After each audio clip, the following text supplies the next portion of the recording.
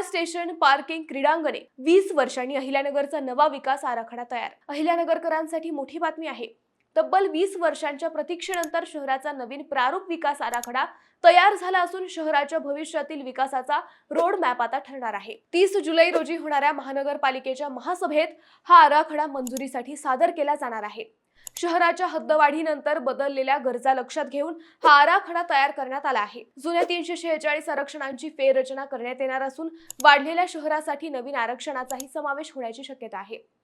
विशेष म्हणजे उपनगरांचा वेगाने वाढणारा विस्तार लक्षात घेऊन फायर स्टेशन, पार्किंग, आरोग्य सुविधा, उद्याने, बस स्थानके, क्रीडांगणे आणि रुंद रस्त्यांसाठी नव्या जागा राखीव ठेवण्याचा प्रस्ताव आहे. यापूर्वी आर्थिक अडचणींमुळे अनेक आरक्षणे प्रत्यक्षात विकसित करता आली नव्हती.